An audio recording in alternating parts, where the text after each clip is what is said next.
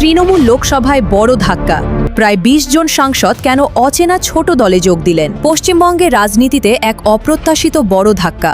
তৃণমূল কংগ্রেসের লোকসভা দলে বড়সড় ভাঙন। প্রায় ২০ জন সাংসদ, যাদের নেতৃত্বে রয়েছেন কাকলি ঘোষ দস্তিদার, শতাব্দী রায়, সায়নী ঘোষ সহ অনেকেই তৃণমূল ছাড়ার ঘোষণা করে নতুন দলে যোগ দিয়েছেন। দলের নাম nationalist citizens party of India, NCPI। এই দলটি খুবই কম পরিচিত। ২০২৩ সালে ত্রিপুরায় রেজিস্টার্ড হয়েছে। সেখানে ২টি আসনে লড়াই করে মাত্র কয়েকশো ভোট পেয়েছিল।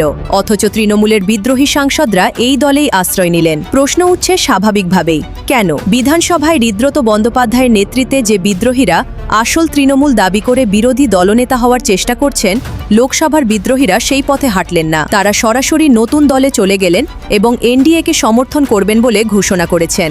কেন এই পথ? প্রথমত, আইনি কৌশল। তৃণমূল দলের গঠনতন্ত্র চেয়ারপারসন কেন্দ্রিক।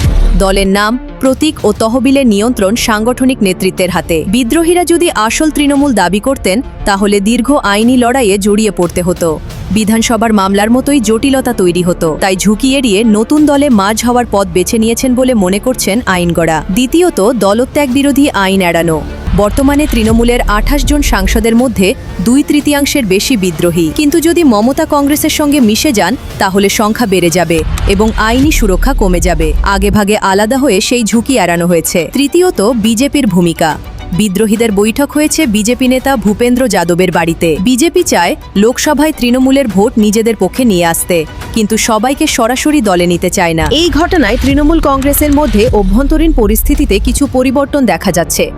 দলটি বর্তমানে বিধানসভা ও লোকসভায় দুটি ভিন্ন অবস্থানে রয়েছে। আপনারা কি মনে করেন? কমেন্টে জানান। এই তথ্য সংবাদ প্রতিদিন এবং আনন্দবাজার পত্রিকা থেকে সংগ্রহ করা হয়েছে। পরবর্তী আপডেটের জন্য আমাদের সাথে থাকুন।